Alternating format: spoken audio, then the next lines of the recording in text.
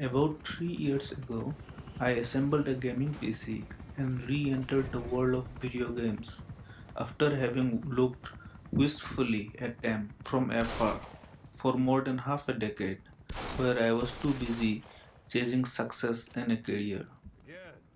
During this time, I had built up a list of major AAA titles that I wanted to experience first. Games that had made waves and created headlines. Games that redefined genres, became bestsellers, and made it to year's best list. One of them was Metal Gear Solid 5, The Phantom Pain, the first game in a franchise as old as me to come to PC, but also the last game in the overall franchise. The swan song of Hideo Kojima, a bigger than life rockstar game designer whose celebrity fame transcended the medium itself. MGSV was the first game I installed and played on my new rig. The opening sequence or prologue was weird but captivating right from the get go. I knew Kojima and his MGS games were famous for their cinematic style and overindulgent cutscenes, but this was on another level. It was essentially an hour long mini movie with some player interactions thrown in here and there, just so you don't doze off. Unlike most games, where the opening minutes or hours are meant to fill you in on the game mechanics, here you are just going along with the flow, jaws wide open at the sheer absurdity of the spectacle unfolding on your screen. And for what I understood was a tactical stealth military shooter, the prologue was anything but. There were super soldiers, a floating ghost of a kid in a gas mask, a flaming whale, and a giant orange spectre, all after my life. And who was I to take on these entities? Oh, nothing, just a half blind, one handed man with a severe protein deficiency who had just woken up from an almost decade long coma and can't remember why I am in such high demand from these delightful fellas.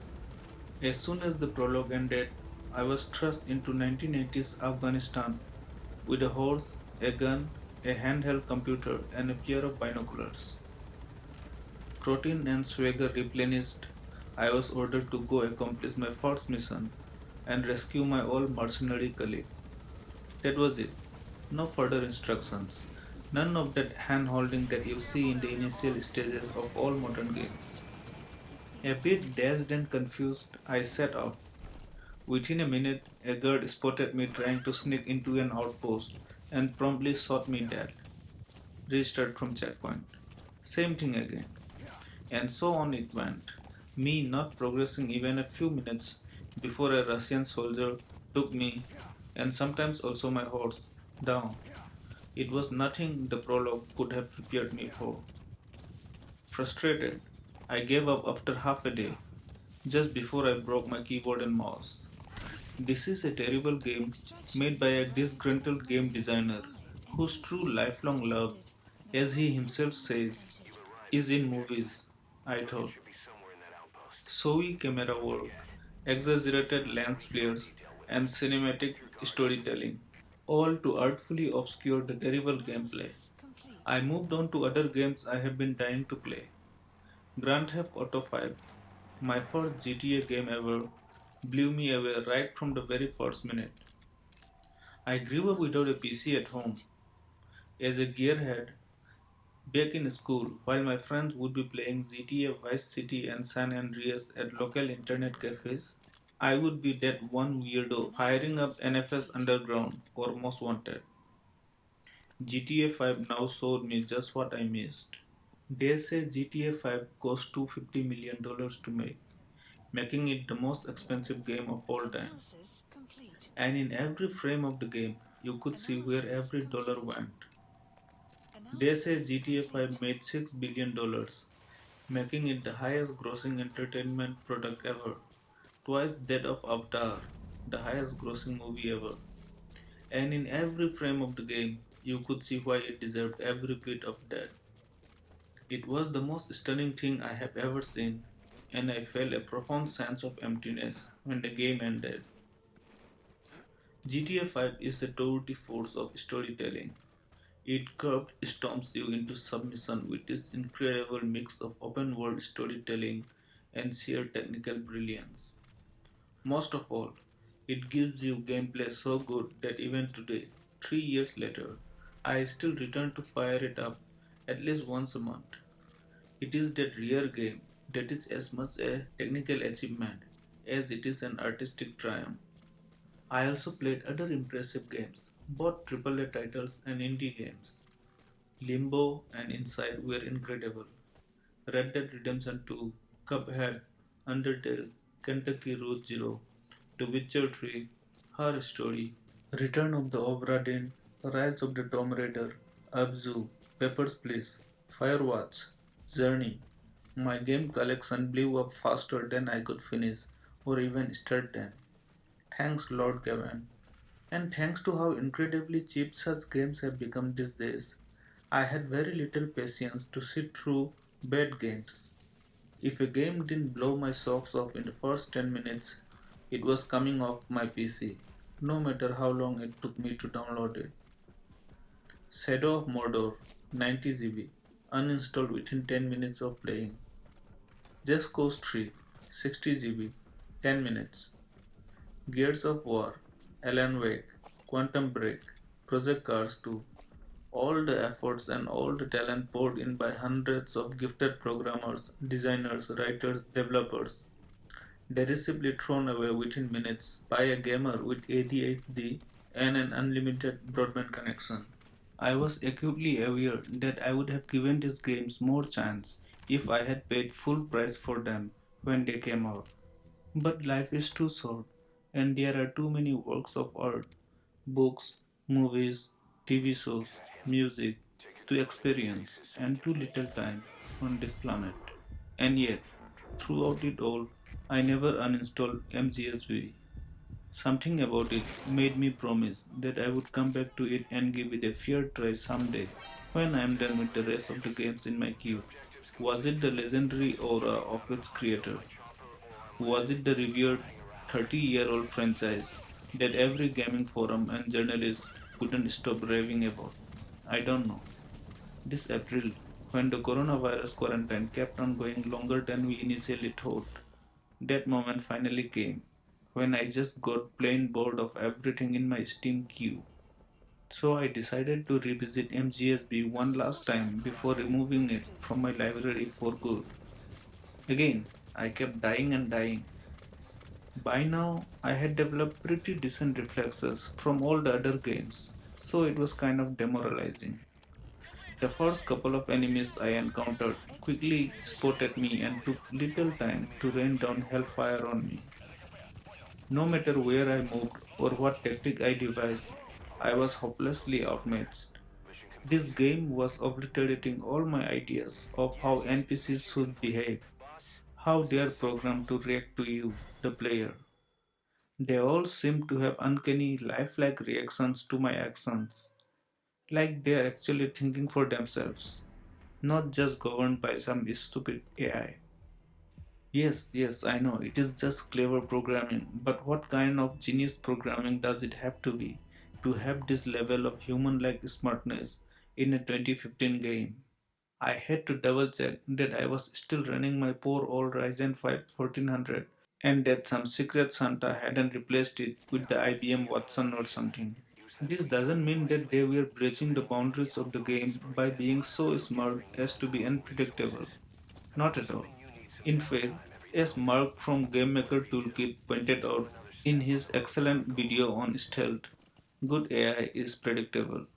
Good AI lets you know exactly what to expect time and again so that you can devise clever tactics, ways to circumvent it, and not get a nasty surprise for your efforts. I have seen NPCs attempting this before with infuriating results.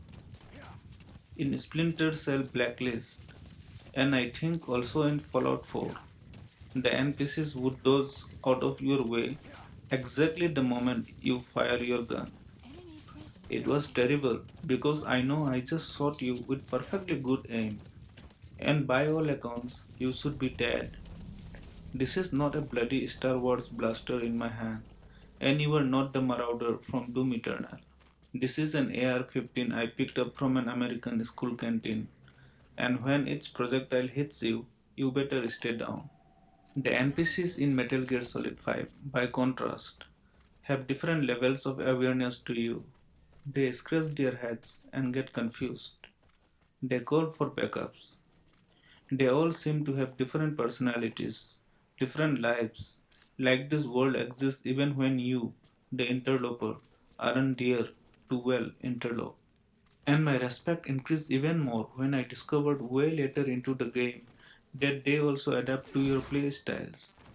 You undertaking too many night missions, they will equip themselves with night vision goggles. Little Annie Oakley in you taking too many headshots, they start protecting their noggins with helmets. In the course of researching my fascination with the NPCs in Metal Gear 5, I came to learn that not many people consider this game a landmark in AI design. Sure, they don't call it bad, but it was nothing groundbreaking like what they have seen in Alien Isolation, Thief, Prey, Fear, or Shadow of Mordor. Even the Metal Gear series itself has pioneered this sort of intelligence like decades ago. To me, though, as a newcomer, it was a revelation. Even now, even in games like Red Dead Redemption 2, where if you follow an NPC for long enough, you can actually see his complete day to day routine from dawn to dusk. I don't think I have ever seen anything react like this to the player's presence. Take Far Cry for example. This is a game that is now in its sixth installment, not to mention the spin offs. It is also made by Ubisoft, so not exactly an indie game hurting for resources. And yet, even in Far Cry 5, remember how they have this stealth meter, like so many other games. Remember how it slowly fills up when you come in view of the enemy, and if it fills up to a point, he would react and all hell would break loose? Is that how enemies react in real life to seeing you infiltrating their secret evil hideout? No, they react like they do in Metal Gear, where even the slightest glimpse of you will trigger alarm bells in their head, which, if you let ring for long enough, will trigger actual alarms that bring all the boys to the courtyard. Even Hitman, the game that is the current standard bearer for stealth, now that Metal Gear Survive has safely ensured the burial of the MGS franchise, like Thief 2014 has done likewise for its own, doesn't get enemy detection right. Speaking of Hitman, I also have other problems with it, thanks to Metal Gear. Hitman is a great game in its own right, but its problems become woefully apparent when you put it on the same shelf as MGSV. Sure, it gives the man a lot of freedom to carry out his hit, but at the end of the day, they are all pre-planned tactics devised by the game makers. You aren't exactly free to accomplish your mission any which way you want. Instead, you just pick one of the many methods the game makers have laid at your disposal and go about it. By contrast, everything you can imagine, every scenario, every possibility, rest assured Kojima has thought of it before and preempted you. I also tried Dishonored 2 and I couldn't get past an hour of it. I'm sorry, I just can't take a game seriously where your first person view always has your hands shaped into a claw in front of you, no matter the situation.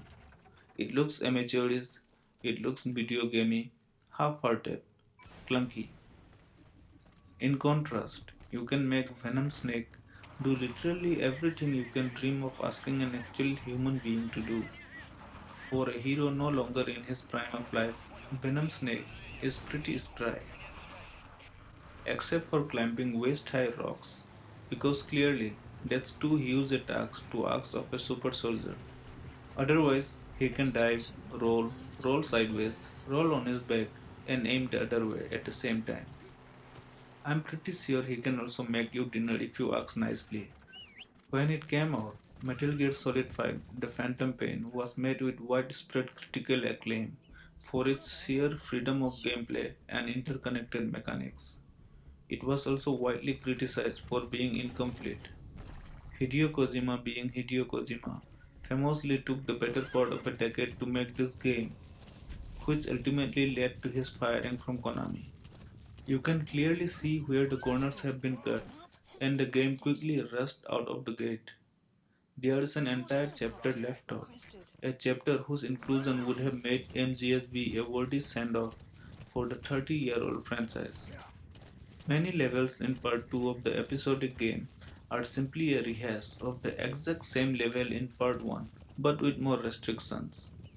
There are also the trademark Kojima excesses, many of them simply unforgivable, and some that threaten to derail the pace of storytelling. Much like Death Stranding, MGSV revels in its excess. Every mission starts with a lengthy helicopter ride and ends the same way, plus a credits roll. Even when you are already in the field, you have to travel to a particular place to start a mission. In an unwitting revenge against Konami for cutting his name out of the box art, Kojima has made sure that you don't forget for one moment who created this game while you are playing it. Then there is his still adolescent sense of humor when it comes to women, something that's thankfully toned down a lot in Death Stranding. Looking at idiosyncratic stuff like this in the game explains why Kojima took that long. Early on in the game, you are asked to customize your player profile, input your name, and enter your real birth date. The reason for this becomes clear only long after, when and only if you happen to fire up the game on your real birthday. In the midst of your normal gameplay, you will suddenly get this cutscene where you will be called back to your mother base. Your loyal mercenaries will have set up a surprise birthday cake complete with your name in the frosting and your favorite cigar. This is just one of the many Easter eggs in MGSV that not many players will ever encounter, and what makes this game such a standout. If I have to describe Metal Gear Solid 5 The Phantom Pain in one word, it would have to be fluid. Fluid as in, this is the most realistic, the most lifelike video game I have ever played. Yes, this game with flaming villains and a man with a literal skull face is the game I have seen come closest to realism ever. And this is why, for me, Metal Gear Solid 5 The Phantom Pain will remain one of the greatest video games of all time, a game that I will probably never tire of playing and exploring. Thanks for watching.